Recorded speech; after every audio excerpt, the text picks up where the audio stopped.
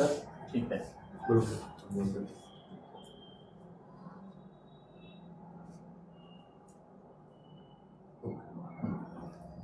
मालेगांव शहर में इलेक्शन के दौरान एमआईएमडी और इस्लाम पार्टी जी वे कह रही है कि फिरका परस्त बीजेपी का भगवा झंडा वो कारपोरेशन पे भड़कने नहीं देगी, क्या कहेंगे?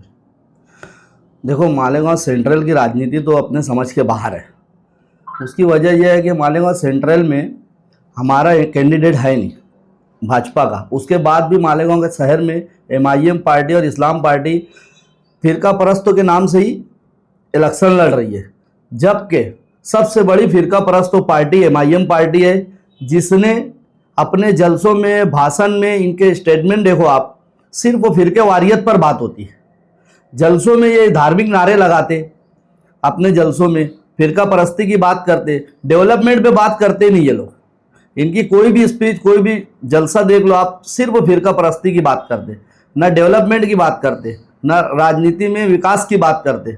आप 75 साल हो गए इस शहर मालेगांव शहर को, 75 साल के अंदर इन्होंने एक ही बात कही है, हम भगवा मेयर बैठने नहीं देंगे, भगवा मेयर बैठने नहीं। हमने अपना मेयर बैठाया तो 75 साल को, उसके बाद भी हम उसको खंडर कर दिए। मालेगांव सेंट्रल में 75 साल से हमारा मेयर था, हमारा बोले तो इनका मेयर था। उसके बाद शहर क्यों खंडर हुआ? मुसलमान मेयर था, मुसलमान सब कुछ थी, मुसलमान मेजॉरिटी थी। आप आउटर का हिस्सा देख लो, सेंट्रल का हिस्सा देख लो। और रही बात फिरका परस्ती की, ये बार बार इनको जब जरूरत पड़ी है, इन्होंने बीजेपी और शिवसेना से मिलकर ही अपना महापौर बैठाया है। जब इनकी सियासी लाभ हासिल करना होता है तो इनको फिरका परस्ती नहीं दिखती।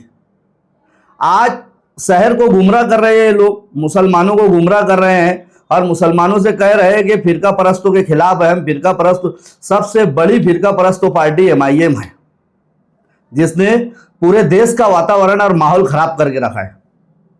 आप डेवलपमेंट की बात करो ना, आप शहर को क्या दोगे अपना मेयर बैठाने बाद? आप कह रहे हो कि हम मेयर बैठाएंगे, मेयर बैठाए, तो मेयर को, शहर को देंगे क्या आप? शहर तो खंडर कर दिया आप लोगों ने।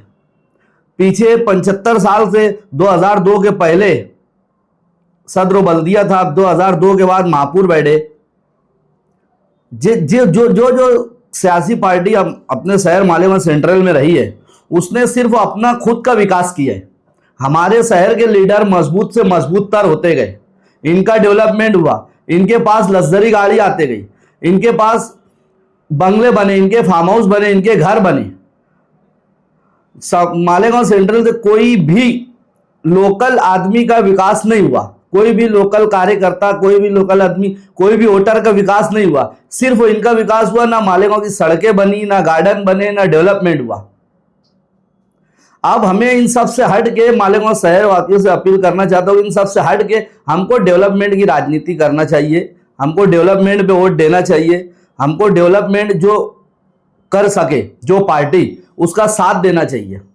वक्तों का तकाजा है ये, वक्तों के साथ चलना पड़ेगा हमें, क्योंकि मालेगांव गली से लेकर दिल्ली तक हमारी बीजेपी की सरकार है। आदरणीय श्री नरेंद्र मोदी जी और हमारे सीएम आदरणीय श्री फडणवीस जी और हमारे जिला नासिक के जो अध्यक्ष है श्री कछुए साहब, हमारे शहर के श्री बंडू काका बच्चों साहब, हमारे शहर के और हमारे अपने निकम साहब, योगेश निकम साहब, हर्षल सर साहब, ये लोग कंटिन्यू लगे कि किस तरह से, और हमारे पालक मंत्री गिरीश महाजन साहब, के मालेगांव को किस तरह से अब डेवलपमेंट दिया जाए। बड़ा अफसोस का मुकाम है। पीछे कुछ दिन पहले मेरे डिपार्टमेंट के एक बड़े अधिकारी से बात हुई, वो जा चुके शहर से, तो उन्होंने मुझसे कहा कि अब्दुल रहमान, ये कौन से सिमतों में आप चले गए बीजेपी?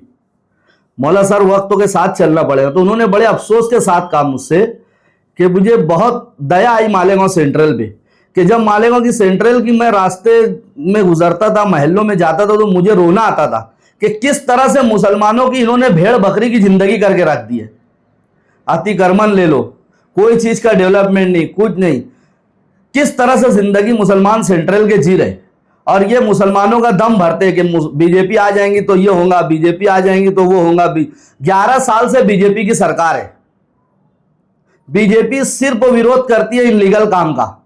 आप लीगल काम करो, बीजेपी आपके साथ है। जितनी कार्रवाई 11 साल के अंदर हुई है पूरे इंडिया में, इन लीगल मामलात पे हुई है।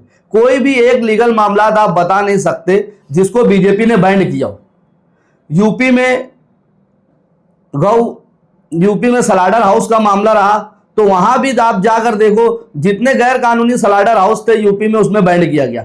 जो कानूनी स्लाटर हाउस है वो आज भी चालू है, मालेगांव में भी चालू है, लीगल तरीके से बीजेपी, क्योंकि कांग्रेस सरकार 75 साल के अंदर मुसलमानों को सिर्फ बाहुबली दी है, ड्रग्स दी है, एमडी दी है, और उसके साथ साथ इनको जाहिल बना के रखी है, इनको वोट बैंक बना के रखी है, इनका फ्यूचर, इनके बच्चों का फ्यूचर बर्बाद कर दी है। कांग्रेस ने मुसलमानों का इस्तेमाल किया है। उसके अलावा कांग्रेस सरकार में जितने भी आप उठाकर देख लो, जितने भी फसाद हुए, मुसलमानों का जानी माली नुकसान हुआ, ये 11 साल में, और कांग्रेस के 75 65 साल का रिकॉर्ड देखो, इतना मुसलमानों का नुकसान नहीं हुआ जितना पीछे हुआ। आज बीजेपी सरकार में हमारे आदरणीय श्री नरेंद्र मोदी साहब का नारा था सबका विकास, सबका साथ सबका विकास।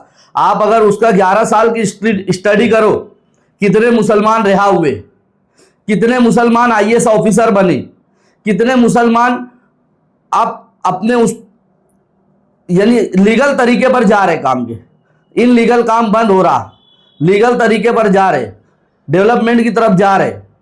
मुसलमानों का सियासी कैरियर बर्बाद करने वाले भी कांग्रेस है, उसको अपना वोट बैंक बना के और जमीयत का इस्तेमाल करके इसने मुसलमानों का हिंदुस्तान में खराबा कर दिया।